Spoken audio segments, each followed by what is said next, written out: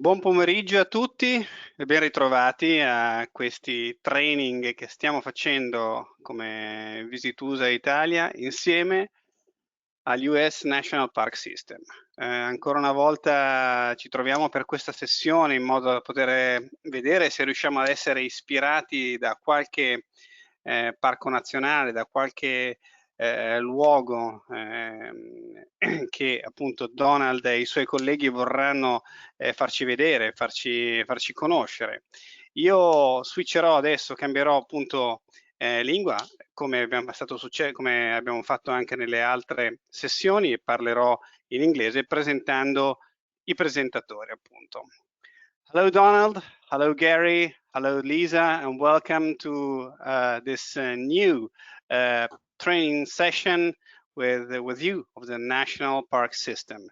I just would like to introduce you to the attendees. We have Donald Ledbetter, Gary Bremen, and Lisa Brand that are going to be introducing this session, and we're going to be speaking about parks of the southeast of the United States. So I think I would just hand over the line to Donald for the first introduction, and I hope that we will have a good session of question and answer at the end of the training.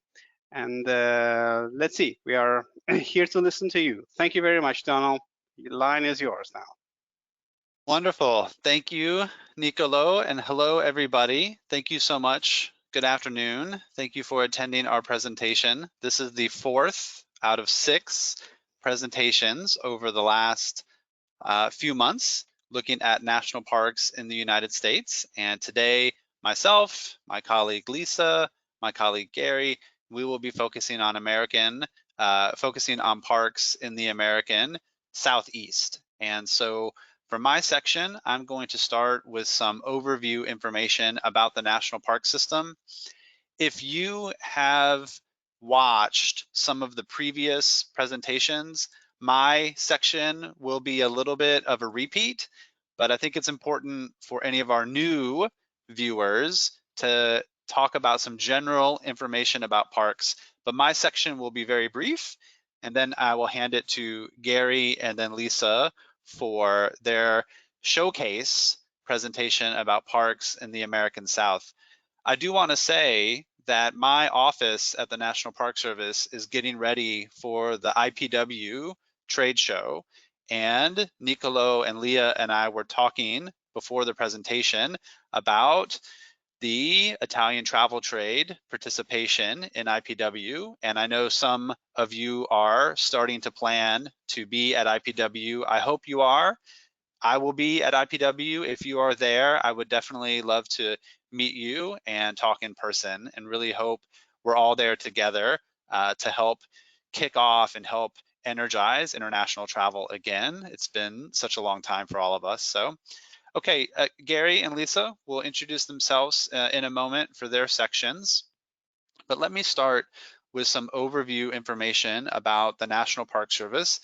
Again, this may be a little bit of a repeat, but I'll be fairly brief for everybody.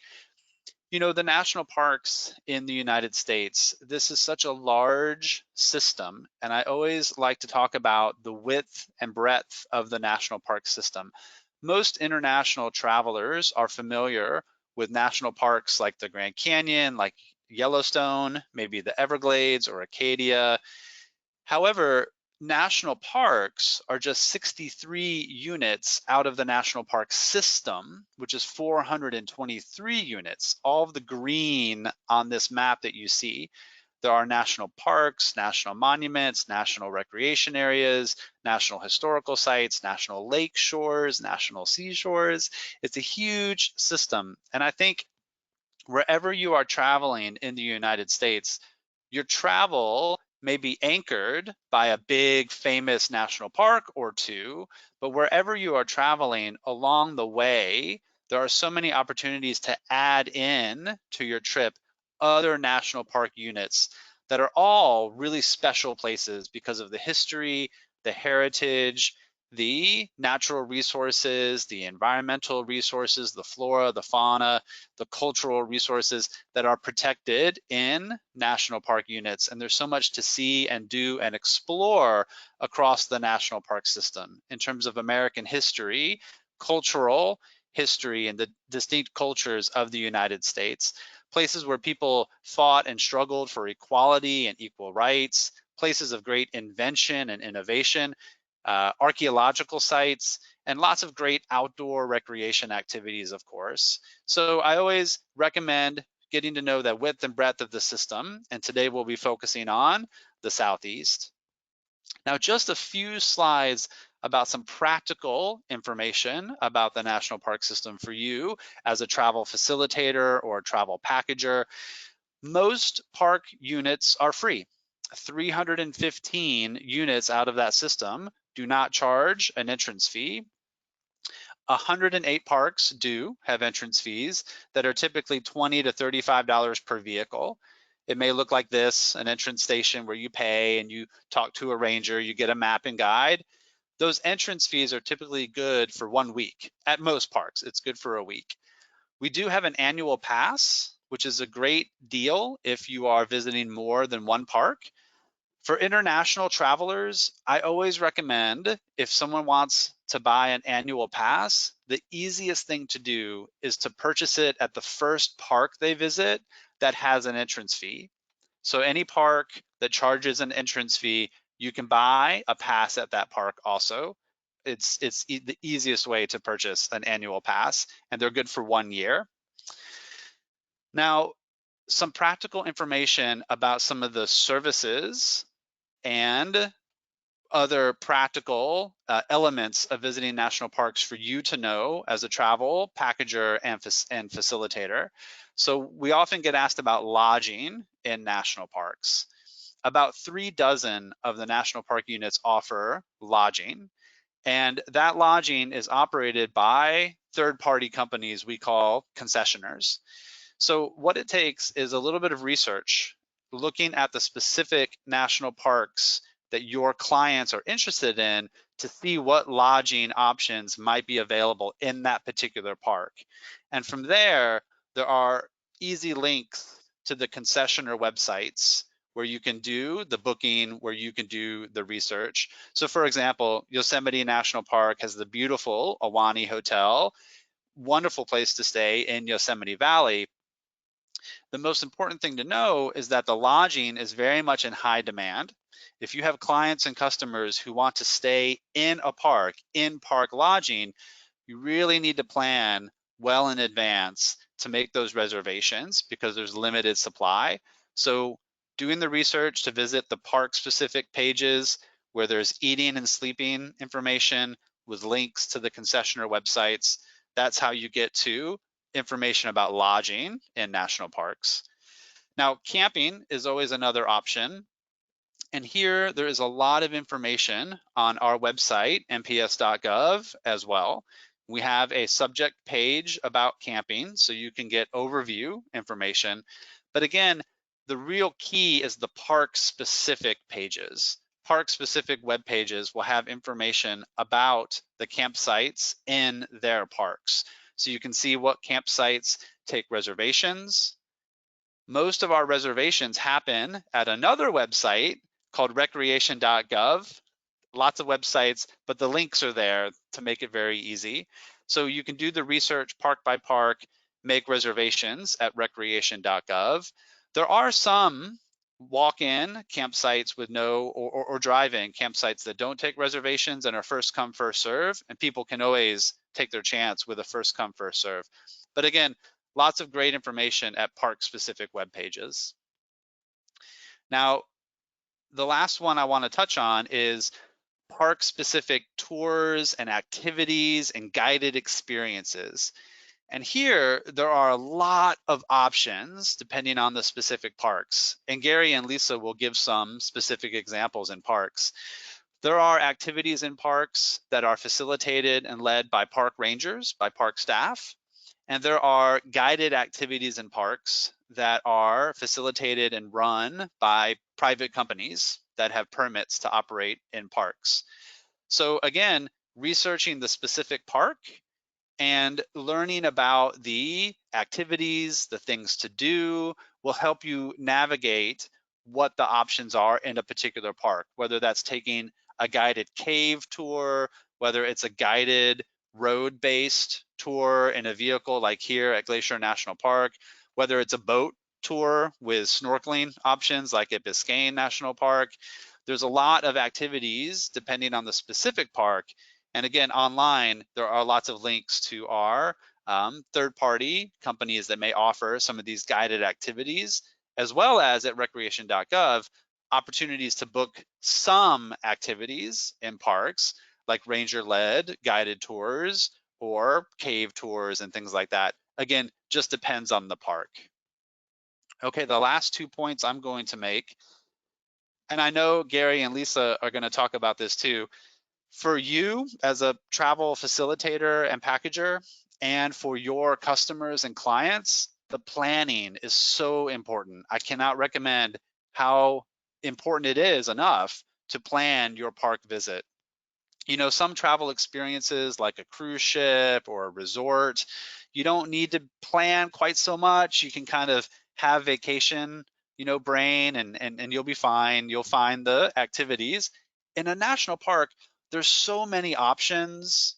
There's so much room to explore, especially because that system is so large. And some of our parks have so many options of things to do. You want to plan ahead of time so you know what you want to do, what you want to see, where you want to spend your time at a park, so you're not wasting any time trying to figure it out while you're there. We have so many great tools from the website, nps.gov, following our social media channels, I highly recommend, and we have a brand new system-wide app. So look for the NPS app. Highly recommend planning, checking out these resources ahead of time to get to know and to plan your park experience and your park itinerary.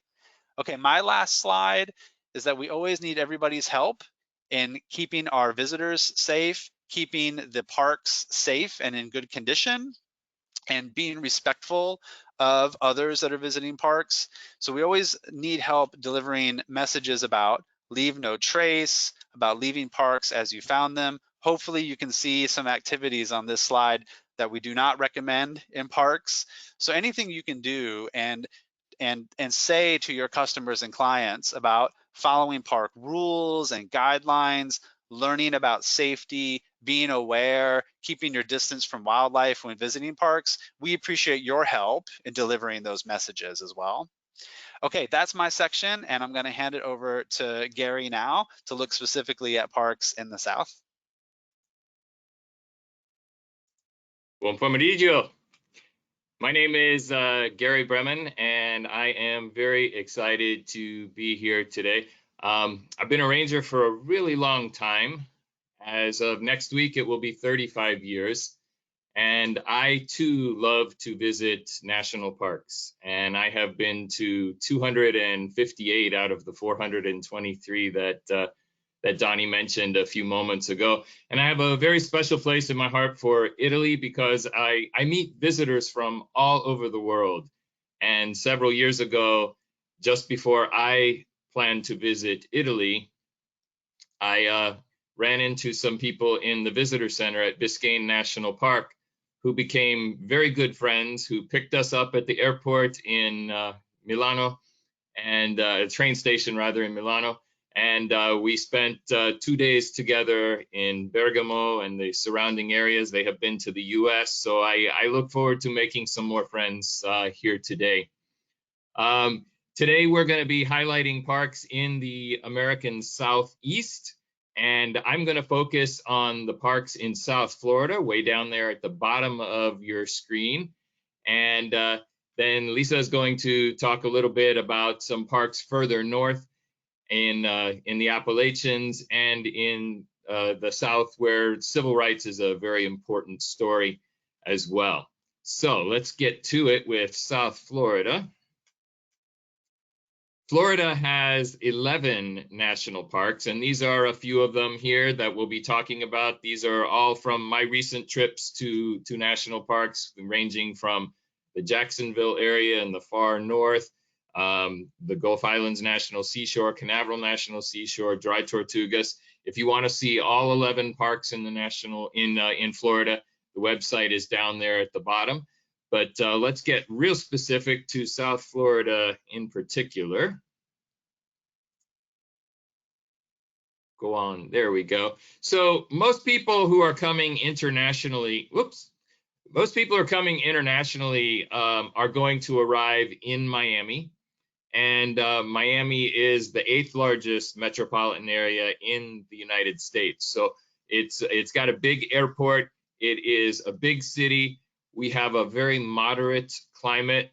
So winter temperatures, 24 Celsius, and we call that our dry season. We do not get a lot of rain in the winter time. Certainly there can be some, but generally speaking, very dry here. So a lot of our visitors, especially people who come from cold places, are coming in the winter time. But as I hope to illustrate a little bit later on, that is not the only time to come to South Florida. Summer, it can be warmer, but it is not as warm as a lot of people think. In fact, where Donnie lives in Washington, D.C., generally is much hotter than it is here in South Florida because of the Gulf Stream that flows by South Florida. Our temperatures here on the southeast coast are very much moderated. We are in the Eastern time zone, so the same as New York, if that makes it easier for you. And again, Miami is a wonderful cosmopolitan international city, often called the capital of Latin America. So you will find lots of Cuban influences and Salvadoran and Guatemalan and Argentinian and all over the Latin America and all around the world. So spend some time in Miami as well. Moving on to the national parks specifically, there are 4 national parks in South Florida. And that green dot up in Miami is approximately where Miami International Airport is located. And I'm going to suggest an itinerary that includes all 4 of the national parks. Of course, you can pick and choose.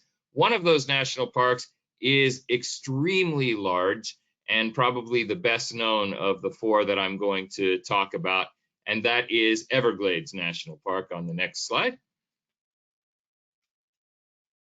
So Everglades National Park is physically very, very large. It is actually the 3rd largest of the national parks in the lower 48 states. Only Yellowstone and Death Valley are larger in the lower 48 states. When I travel internationally, the first thing I look for are places on the UNESCO World Heritage List, because I believe if a country thinks a place is significant enough to put on the UNESCO list, then it is significant enough for me to visit on my short amount of time that I can be there. And Everglades National Park is a UNESCO World Heritage Site, and it is also an international biosphere reserve. So at just over 1 million acres, it is a large area. And it is different from many of the national parks that you may be familiar with, which are often established because they have amazing scenery. And I will be completely honest, Everglades does not have amazing scenery by most people's standards. It is a very subtle environment, and the reason it was established was not for the scenery, but rather for the protection of wildlife, most specifically birds. And I'm sure many of you know that in the early 1900s, people were very much into fashion and having feathers on their hats. The ladies loved to sometimes even have an entire dead bird on their head. And most of those birds seem to have come from South Florida at a time when feathers were worth more than gold on an ounce per ounce basis. So this park was established over 50 years ago as a way to protect the bird life in this area. So let's look a little bit more in depth at Everglades. If you visit the park with, as you can imagine, with 1.2 million acres, there are many parts to visit. The most popular place in Everglades National Park is referred to as Royal Palm, named after the big palm trees that are found there. And the most popular trail in the entire park is called the Anhinga Trail. It is named for a bird with a long snake-like neck, and you will see plenty of them in this area. It is a short trail, less than 1 mile, but you can easily walk for over an hour on this trail because there is quite a bit to see. It is very easy to walk. It is level. It is accessible for wheelchairs or people who use other aids to walk. Very easy. And you can get some really amazing photographs with very little work. If you are a photographer, most of the pictures, honestly, that you see from Everglades National Park were probably taken on the Anhinga Trail because the wildlife is close and easy and accessible. The other reason it is so popular is that it is wet all year round. And you may say, well, what does that matter? Why is that? We're going to talk a lot in this program about the wet season and the dry season and the differences in the two. But this area is wet year round. If there is water, there is wildlife. And so the wildlife tends to concentrate where the water is located. And just about any time of year, you will find ranger guided walks here. And obviously, I'm a ranger, so I believe that ranger walks are a great way to learn about a park. So I encourage you to do that. There's also another short trail here that's a very different ecosystem through the forest called the Gumbo Limbo Trail. And Everglades National Park is open 24 hours a day. You can go at night and get some amazing photographs as well. Certainly our skies in South Florida are not as dark as you might find at some of the big Western parks, but for the East Coast of the United States, it's pretty dark, so some great star pictures. Let's continue on down the road. So the main park road is 38 miles one way, and all along the way there are short, easy trails and things to see and do along the way that will touch on many of the park's different ecosystems. So in the lower right-hand corner there, you see people bicycling through the pine forest. The pineland is actually the rarest ecosystem in Everglades National Park. And the reason for that is it's high, dry ground. The pines like to be out of the water. And of course, who else likes to be out of the water? And that is people. So most of our settlements, the cities that surround us were built on the pinelands. And so the pines are a rare ecosystem, but a fascinating one that relies heavily on fire to keep it sustained. So sometimes you may actually come through Everglades National Park and see it is on fire. And that is because we, the rangers, set the fire to make sure that that ecosystem continues and lasts. Continuing down the road, you will come to another very popular trail. It is called Paheoke, and Paheoke is a native word that means grassy river, and that is what the Everglades is. A lot of people think of the Everglades as a swamp, and it is not technically a swamp. If you are a biologist, you know that a swamp is a wetland with trees growing in it. This is a river. It is a very shallow river, literally 6 to 8 inches deep, less than half a meter deep, and many, many miles wide. So a slow flowing, shallow river. And Paheoke is a place to get out into the middle of it. It is also one of the few places where even in the middle of the park, you can look out across the river and watch the sunset. So it's one of my favorite places to see sunsets. If you have clients that enjoy photography, again, this is a great place for that. Continuing to travel down, if you look at Everglades National Park on Instagram, you will see an awful lot of pictures of that particular tree over there on the right that is called the Z tree. And people take it in all kinds of light. So it's a little bit more difficult to find, but it is on the way down. I know that sometimes I look at Instagram to see what I should go visit in places as well. So you may have people ask you about the Z tree, and this is on the way down to the southern part of the park. The mahogany hammock in the top right there is a place that is surrounded by deeper water. It was never harvested for trees, so the trees are many hundreds of years old. As you can see, in comparison to the person there, that mahogany tree is quite large. And mahoganies are a tree that people harvested for furniture making. Much of the great furniture and ships were built from mahogany. And so the really big mahogany trees are beautiful and rare to see. And there are also lots of places to canoe and paddle through the area all the way down on the park road as well. So when you get to the end of the park road, you will arrive at a place called Flamingo. And Flamingo is the end of the road. And I think as human beings, don't we often like to go to the end of the road? It's like a destination to be there. And that is very much true of Flamingo. It sits on the bay of Florida, Florida Bay. And so it also has wonderful sunsets. It is a wilderness area. It is a great place because there is a marina there where the boats come and go. It is a great place to see some of Florida's more rare wildlife.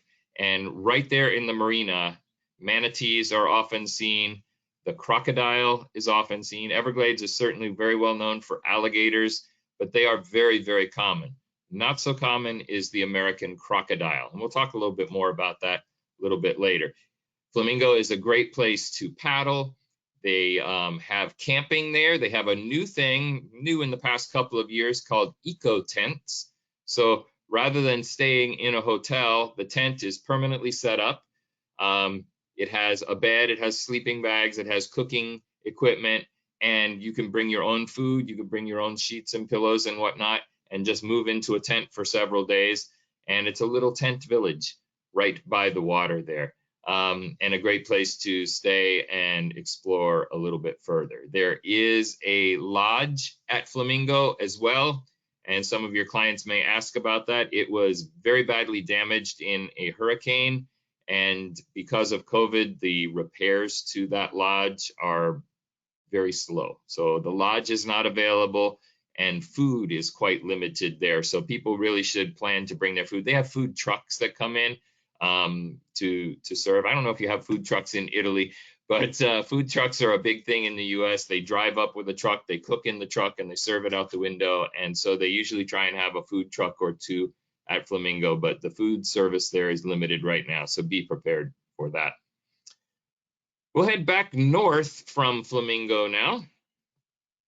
And this is my personal favorite part of the Everglades. It is on the north edge of the park. And as I described earlier, the Everglades is not a swamp, it is a river. And this very wide, shallow river, Shark Valley, is at the very heart of it. And in the heart of it is a road that was put in for oil exploration many, many years ago. And so it goes 7 miles out into the heart of the river. And so where other places you look from the edge and you look out into the river, here you have it all the way around you. And in the summertime, when it is quite wet during our wet season, I think it's one of the most beautiful places in South Florida. You can see in that larger picture there, the way the clouds reflect in the water, in the grass is just lovely. So that's the way it looks in the summertime. In the wintertime, all of that water goes away and it looks like Africa, like a big flat prairie. And so the wildlife is much more concentrated as you get to the wintertime. The later in the winter you go, the more the water dries down, down, down to smaller places, and the animals come with that. So that's why a lot of people come to Everglades in the winter, is to see that, that wildlife concentrating down. It is also a great place to bicycle. You can take a guided tram tour that lasts 2 hours out into the middle of the river. At the end, there is a tower that you see there, and that's a great way to see it. But you can also bicycle for 15 miles around the entire loop. Sometimes you have to just bicycle around the alligators. That's the way it is. All right, moving on. So on the other side of the state of Florida is Everglades City. And this is a part of Everglades National Park that is best visited by boat. And there are guided boat tours there, but you can also go out paddling on your own. You can go out in canoes or kayaks. And this is an area where there's a lot of salt water. So the mangrove trees are growing up. And sometimes, as you see in that lower picture, there are tunnels of mangrove trees to go through. It's a very exotic experience. Lots of bird life there. And if you are very, very adventurous and you are a very good planner, there is a true wilderness experience called the Wilderness Waterway. You can paddle for 7 to 10 days from Everglades City all the way down to Flamingo. And since this is mostly water, there is no ground to camp on. So there are platforms like you see in that lower bottom picture there, or there are places on beaches where you can set up your tent and camp. This does require reservations. There are not many of these platforms, so you have to reserve them well in advance. And this is an experience that you cannot just show up and do. You need to plan this many, many months in advance. And there are companies that will help you do that as well. All right, so a few practical considerations for visiting the park. Again, I've mentioned the wet season versus the dry season. The wet season is in the summer months. The dry season is in the winter months. The later you go in the dry season, the more the water concentrates down and the more concentrated the wildlife is. So if you wanted to pick the perfect time to go to Everglades for wildlife, it would be probably March and early April. As Donnie mentioned, most national parks do not have any kind of fee to get in. Everglades is not one of those. Everglades does charge $30, and that is for 1 week, and it gets you into all of the areas that I spoke of there. That does not get you onto the boat trips or the tram trips or the bike rentals or any of that kind of stuff. So we have a lot of things with insects that you need to be aware of, a lot of mosquitoes, and that is much more common in the wet season, which is the summer. Always, always plan ahead, and you'll hear us say that over and over again. There are 3 national park institutes in South Florida, and the institutes are organizations that provide educational programming and experiences. And Everglades National Park Institute, their website is there. They are relatively new at Everglades, so they're just getting things done, but they have van tours. They will take you from the park entrance all the way down south. You can go out paddling, many different experiences at evernpi.org. All right, and one last little look at Everglades, because so many people come to see the wildlife. The diversity of wildlife is incredible. And as I said, the park was established for birds. And so a lot of people come for birds. The greatest concentrations of wildlife are going to be in March and April. And it is the only place in the world where you will see both alligators and crocodiles. Alligators are quite common throughout the southeastern US. Crocodiles are only in South Florida. And the only place you'll see both is South Florida. So get out and see the plants and animals there. All right, let's leave Everglades National Park and take a little bit of a detour over to Big Cypress National Preserve. This is also a very large park. It is 3/4 million acres, and this is a true swamp. It serves as the source of water for the Everglades to the south. And a lot of people just drive through very fast. There are 2 roads that connect the 2 sides of the state, Tamiami Trail and Interstate 75, also called Alligator Alley. And those roads can be very fast, 75, 80 miles per hour. And a lot of people miss what the Big Cypress has to offer because they are speeding across. But I would encourage you to not speed through. They have the Big Cypress Institute there that offers great programming there. And my personal favorite is that picture you see in the upper right up there, is to grab a stick and go walking in the water. The water might come up in the summertime. It might come up to your waist if you're not very tall, but it is an amazing way to see lots of flowers and orchids and animals up close and really get a wilderness experience. So definitely look into what is called a swamp trump. All right, let's move on. So just to remind you, we've already been from the airport at the green dot down to the city of Homestead, where the letter B is. We've gone down to Flamingo at letter C. We've gone over to where that checkerboard is at Everglades City.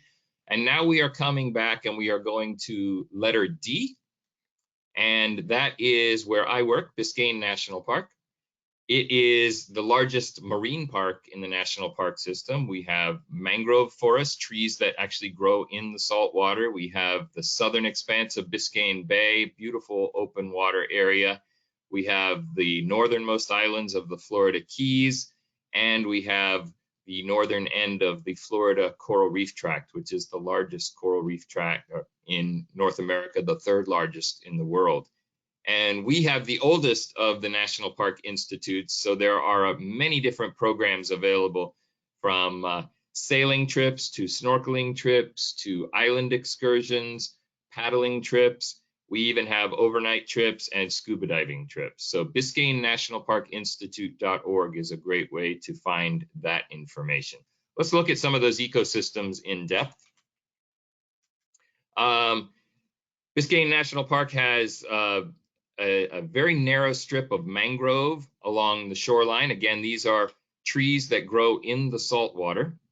And we have a very narrow strip of islands called the Florida Keys. The Florida Keys in Biscayne National Park do not have any roads or bridges or tiki bars or t-shirt shops.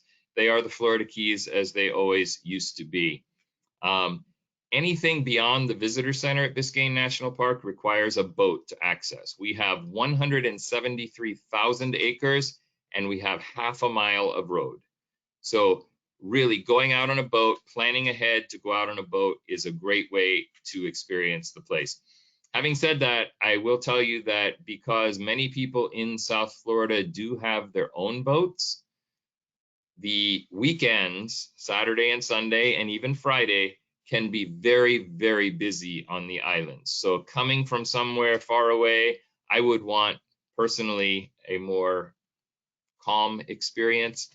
And so I would definitely recommend, if you wanted to visit the islands, to do so on a weekday, not on a weekend. So the mangroves in the islands are a very small piece of the park, but an important part. The biggest part of the park is Biscayne Bay itself. We'll move on to the next slide. And the bay is extremely shallow. It is only about 6 feet deep, so about 2 meters deep on average. Again, boat is the way to access it. It is the habitat of manatees, which are one of the most popular animals, sometimes called sea cows, one of the most popular animals to see, and we will see them right at our visitor center. You will see them out on the boat trips. If you are lucky on a boat trip, the dolphins will follow along with you. And the water is extremely clear and beautiful. You can sail, you can powerboat, you can paddle. And then at the extreme north end of the park is something rather interesting. There is a community of 6 buildings on stilts out in the water known as Stiltsville. And we offer boat trips out to those structures as well. So a lot of people like the quirky, strange architecture of these buildings at the north end of the park. The most popular part of the park, though, is on the next slide, and that is the coral reefs. And we have the northern extent of the 3rd largest coral reef in the world. It is very shallow, so it's great for snorkeling, which doesn't require any special training. The hardest part about snorkeling is all of your life you've been told not to put your face in the water and breathe, and then you go snorkeling and they're telling you to put your face in the water and breathe. So it takes a little bit of practice. I highly recommend, if you want to go snorkeling, find a snorkel in Italy, practice in a swimming pool or someplace so that you can really enjoy the ecosystem of the coral reef and you are not nervous about breathing and looking at the wildlife at the same time. If you have clients who are scuba divers, we also have diving, and mostly going out to the reef is a summer activity. That is when the things are the calmest. In the winter, the winds blow and it cannot be it can be kind of rough out there sometimes. So you want to keep the waters nice and calm. We even have shipwrecks, and these are real shipwrecks, not ones that were purposely sunk to give divers a place to explore. So some great things to see and do there. Let's move on. My personal favorite place in the whole park is called Jones Lagoon. It is a great place for paddleboarding. Even if you've never paddleboarded before, standing up on the paddleboard gives you a perspective to look down into the water to see so much wildlife. The water is very shallow. It is very clear. There are no power boats. Bellissima. Perfect. It's where I got married. I love it that much. So, absolutely recommend going to Jones Lagoon, and the Biscayne National Park Institute offers that experience. All right, continuing on to our last park. Dry Tortugas National Park is a long way away.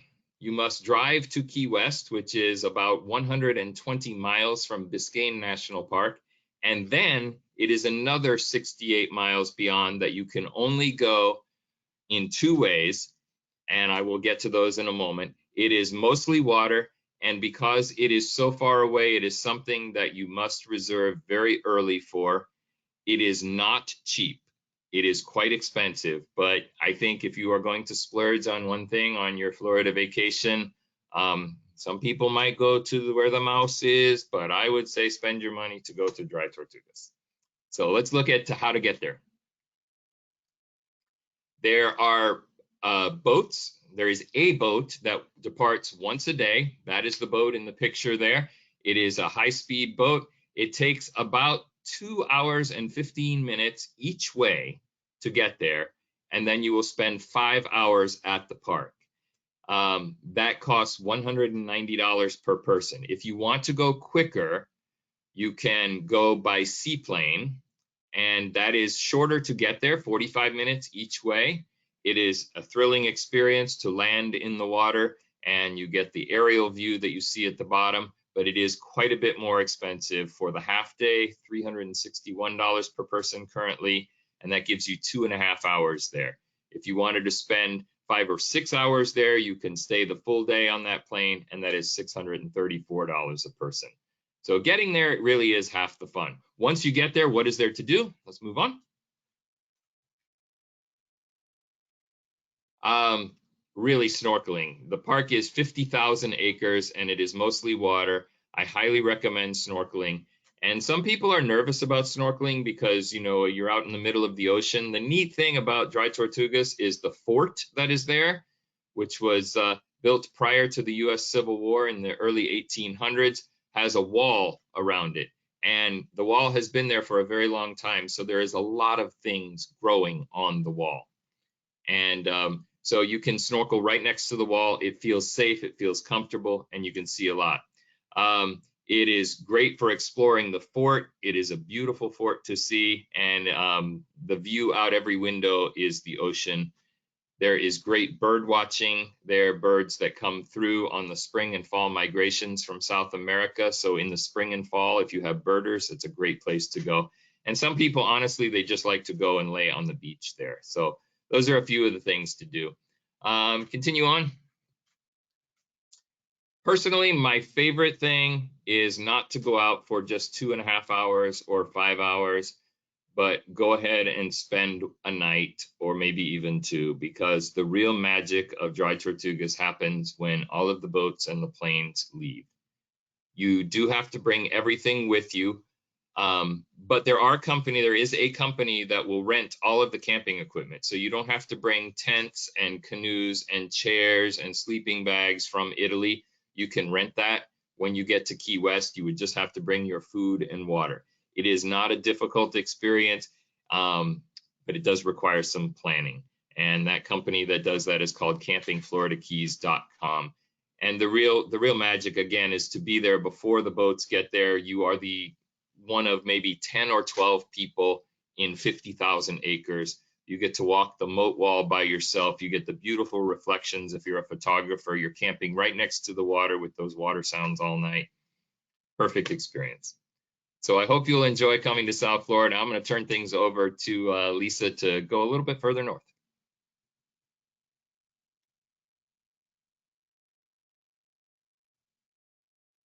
Good afternoon, everyone.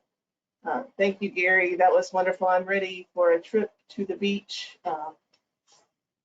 as soon as possible. I really loved seeing those photographs of South Florida. I am going to move us inland quite a bit from where Gary was talking about at the most southernmost tip of Florida. We're going to go up through several states, Florida, Georgia, South Carolina, into North Carolina, a little bit into Virginia, and over to Tennessee. And we'll look at a map in just a minute. This area, this part of the world, for the next couple of parks that I'm going to introduce you to, is commonly known as Southern Appalachia. There's a rich diversity of experience there related to the natural heritage of the region, as well as the cultural heritage of the region, and then the thriving cultural traditions that really are make this part of the world, for its music and its craft and its fine craft, a very popular place to visit. Okay, next slide, please, Donnie. Here's our map of the U.S., and I have highlighted with that circle the area where we are. We're going to talk for a little bit about a park called the Blue Ridge Parkway, and then touch a little bit on the Great Smoky Mountains National Park. And I wanted to give you this frame of reference on the map so that you could understand where we're talking about. The Blue Ridge Mountains, this mountain region of Southern Appalachia that we're talking about, are some of the oldest mountains on Earth. And for the eastern United States, they hold a number of superlatives, such as the highest mountain and the deepest gorge, and the highest waterfall and the oldest river, all within this area that's circled on the map there. And so if you're into mountains and mountain exploration, these are beautiful and wonderful places to visit.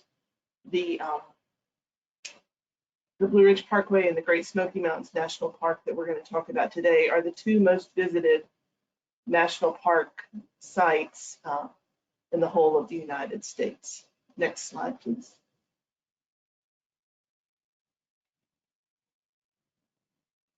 The park that I work at day in and day out is the Blue Ridge Parkway. It's designated as a National Scenic Byway. It is 469 miles of leisurely, historic, scenic, motoring, and now today bicycling or motorcycling along some of the most beautiful and scenic ridges of the Appalachian Mountains and Blue Ridge Mountains. It was built back in the 1930s to connect the Shenandoah National Park at the northern end of this 469-mile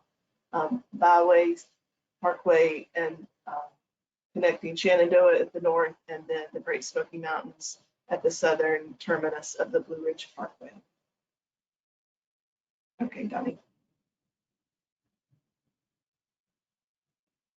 Primary ways to access the Blue Ridge Parkway easily would be to fly into Charlotte and then have a short drive up to the Asheville area or other locations in Western North Carolina. Because the parkway is a 469-mile route, there are access points along that whole motor road, but primarily for ease of access, I would recommend the Charlotte Airport or the Asheville Regional Airport as destinations. On the Virginia side, because the parkway straddles both Virginia and North Carolina, the Roanoke-Blacksburg Regional Airport in Virginia is also an option. One of the beautiful things about this park are its 4 distinct seasons, not unlike the Smokies too, when we get to that. And you can see some average winter and summer temperatures there as well. Lots of beautiful, cool summer nights. Next slide.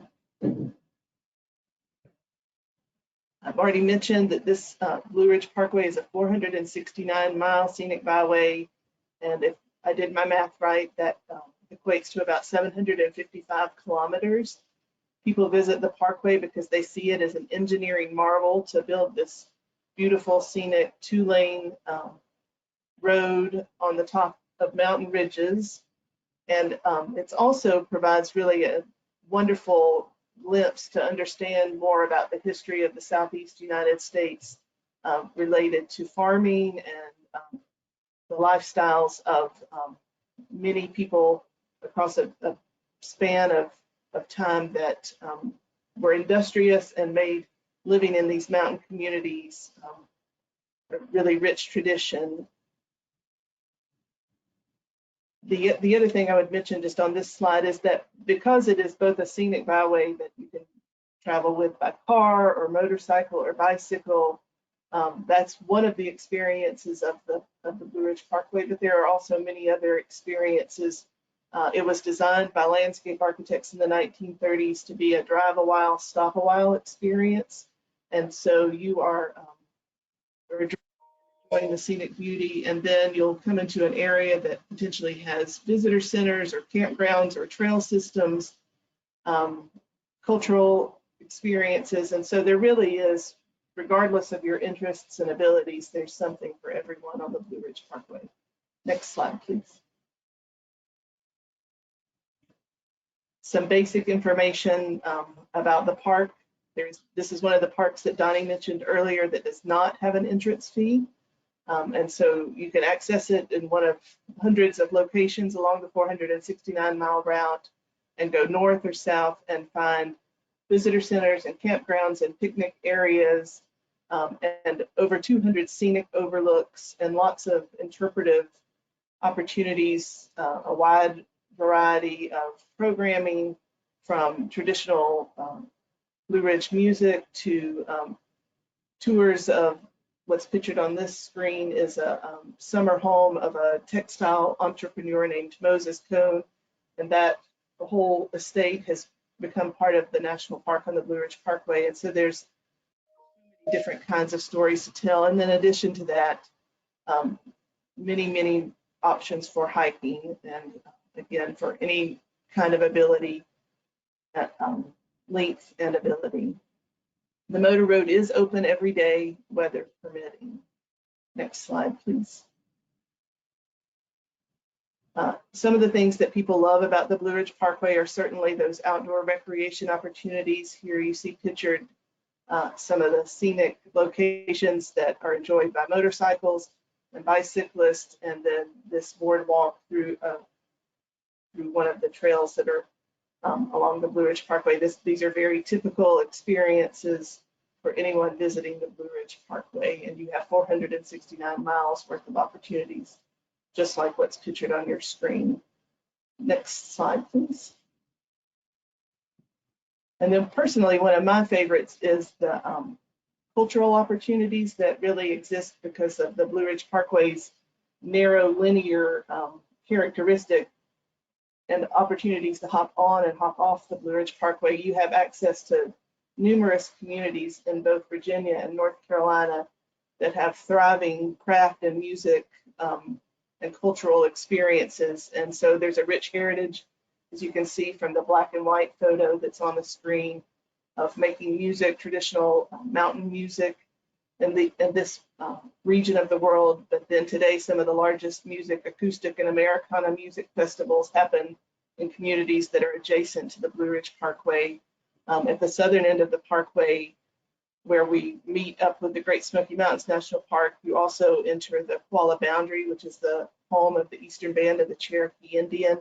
And so there's beautiful craft traditions that are thriving there as well. So the cultural opportunities that exist both on the parkway and in the communities adjacent to the parkway, beside the parkway, are rich and really a whole lot of fun, and a lot of good food too. All right, next slide, please.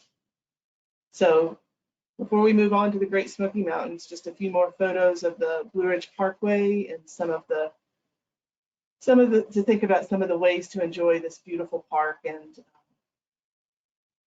in all seasons and all times of day, it is really a different experience every time you're on the park in different parts. This past year, we had over 14 million people visit the park, but across that long 469-mile corridor and across a whole year, you never feel that crowded sense of so many people. There's never 14 million people in one place at one time. And so it often feels you have a lot of opportunity for inspiration and solitude and reflection, if that's what you're looking for as well. All right, let's move into the Great Smoky Mountains National Park. The Great Smoky Mountains National Park straddles North Carolina and Tennessee, again at the southern end of the Blue Ridge Parkway. And it's world renowned for its diversity of plant and animal life and the beauty, again, of these ancient mountains, some of the same mountain ranges that are enjoyed by visitors on the Blue Ridge Parkway.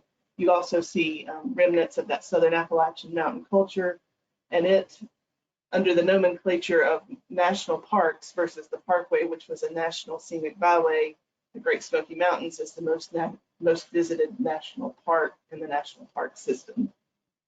I know that's not confusing at all, but maybe a little bit. All right, let's see, how do we get there? We get there, you could fly into Knoxville, Tennessee, or the Asheville Regional Airport. In both instances, you'd probably have about an hour and a half long drive to actually get to either the North Carolina Park entrance or the Tennessee Park entrance in Gatlinburg, near Gatlinburg, Tennessee. The weather is very similar to the weather across the Blue Ridge Parkway. Let's see what there is to do in the Smokies. No entrance fee in the Great Smoky Mountains National Park as well.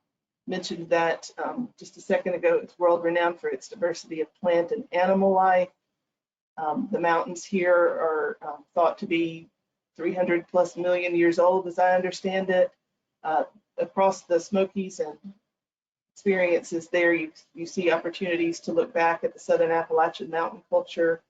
There's front country and backcountry camping experiences. And in 2019, this park saw 12.5 million visitors. And here on the next slide, we'll see a list of some of the activities that are available to visitors to the Great Smoky Mountains National Park. And as Donnie said, on the park website, you can find out more about all of these. Some of them you can do on your own. Some of them there are opportunities to have guides and outfitters that will help you or help the visitor understand and be equipped to do these things appropriately and safely. So a wide variety of opportunities there as well. The two most popular, I think, activities on the Smokies really relate to viewing the flora and fauna, which is on the next slide. We'll talk a little bit about that. And then hiking. You can go ahead and advance. Thank you. Flora and fauna in the Great Smoky Mountains. The Great Smoky Mountains National Park contains some of the largest tracts of wilderness in the eastern United States, and it's really considered a critical sanctuary for a wide variety of animals. I know that Gary mentioned that the Everglades is listed as a World Heritage Site, and the same is true for the Great Smoky Mountains National Park. Protected in this park are some 65 species of mammals, 200 varieties of birds, 65 native fish species, and more than 80 types of reptiles and amphibians. So some would say if you're only allowed one word to describe why the Smokies is justified as a national park, that word would be the plants that are there. Variations in the elevation across the park, the rainfall, the temperature, and the geology provide a habitat for over 1,600 species of flowering plants, including 100 native tree species and over 100 native shrub species. And each year, the park hosts, with its partners and the adjacent communities, and certainly the park staff, a spring wildflower pilgrimage, which is a very popular week-long festival of programs and guided walks and hikes that explore the plant diversity in this park. And then we'll look a little deeper into one more experience of the Smokies, and that is hiking, with over 800 miles of trail meandering through the park, including 71 miles of the Appalachian Trail. The Smokies are widely recognized as one of the top hiking destinations in the East.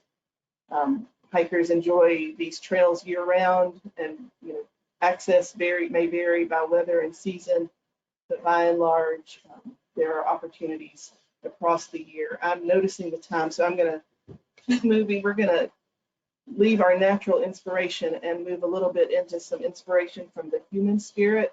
And what I'd love to do as we kind of close out this tour of the Southeast is to introduce you to some of the civil rights stories and places of the African American civil rights movement of the 1950s and 60s that are concentrated in the Southeast United States.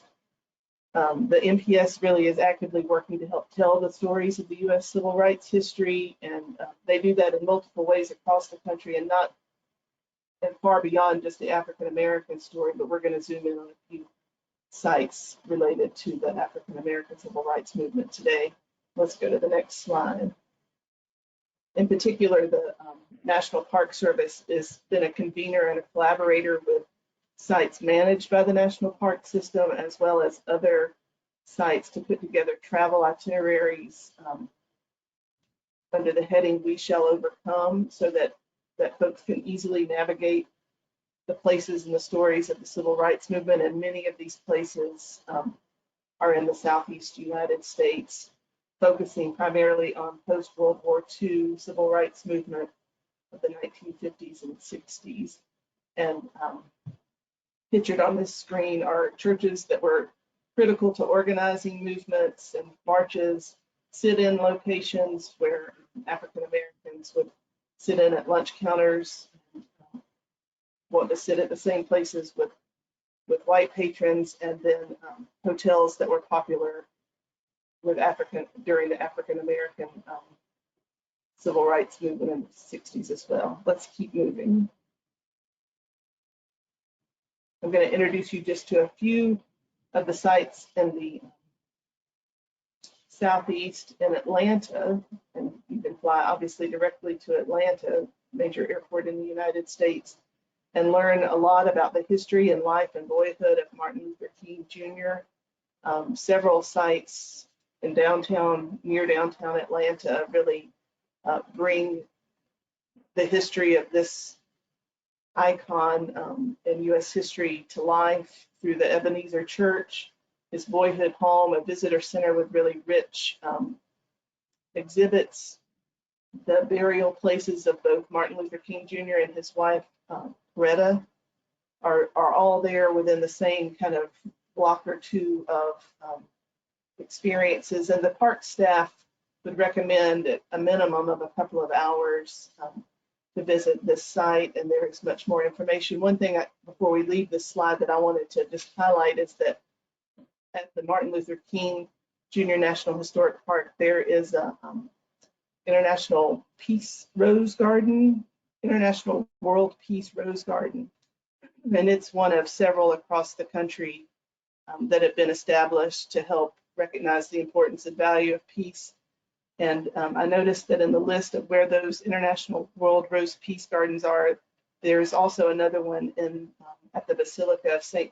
Francis of Assisi in Assisi, Italy. So it might be something of interest to you all to know that you have peace gardens in Italy, and then we have the one here in Atlanta as well.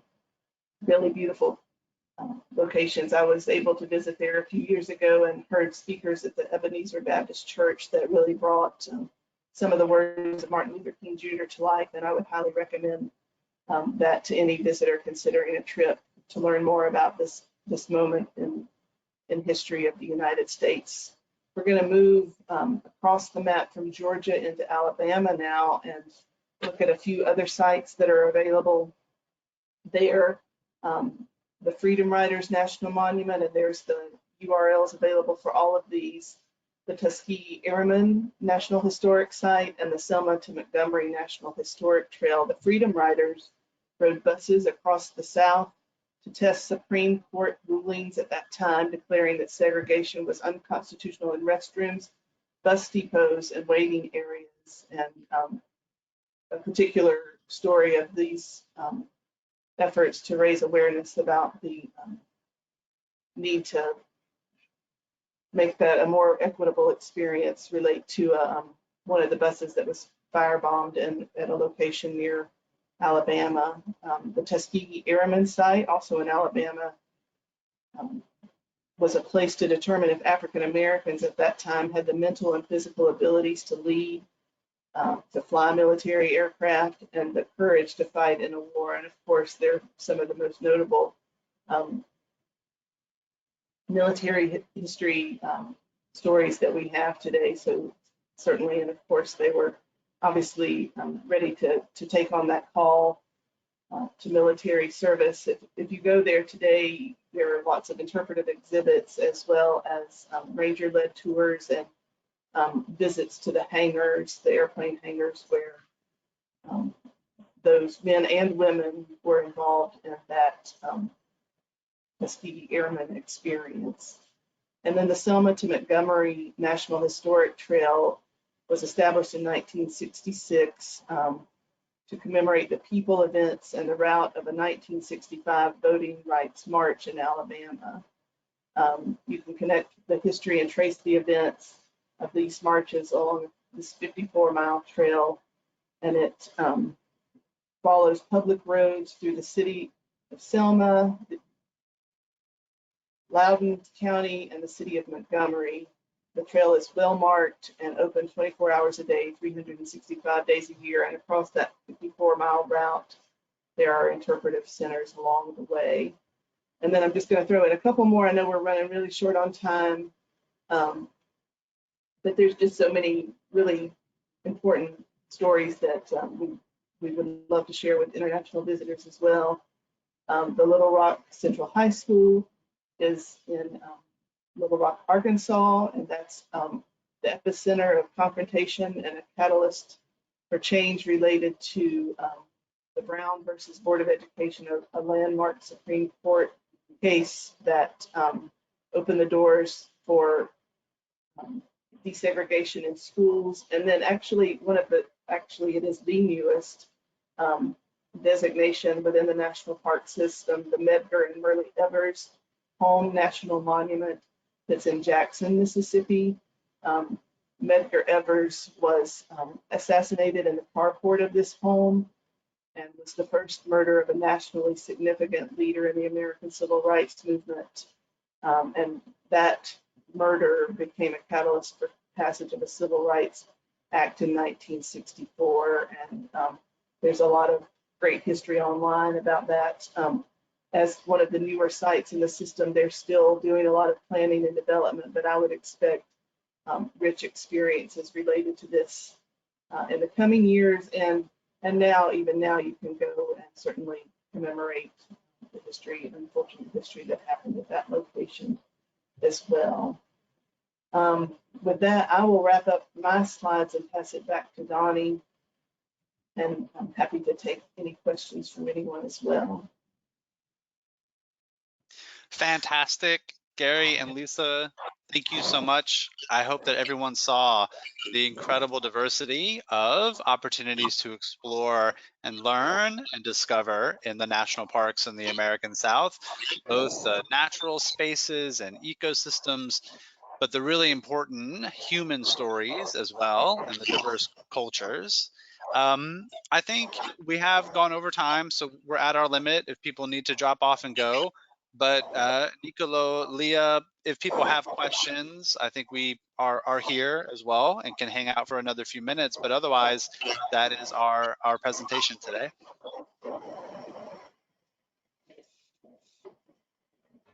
I think you already answered to all the questions made by the audience, so I don't see any new answer at the moment. So thank you very much. Okay. Yeah, very good. It was our pleasure. And folks can reach out. Gary's email is there, and here's mine as well. And we will be back again with 2 more presentations. So thank you again, Gary and Lisa. Thank you both so much. This was fantastic. Thank you also from my side, Lisa and Gary and Donald. Thanks a lot, and see you the next time then. Thank you very much. Absolutely. Thank you very much. Bye-bye. Next appointment with Donald will be on Monday, 14 at 4 as usual. So see you next Monday, Donald. Thank you very much. Bye. Bye-bye.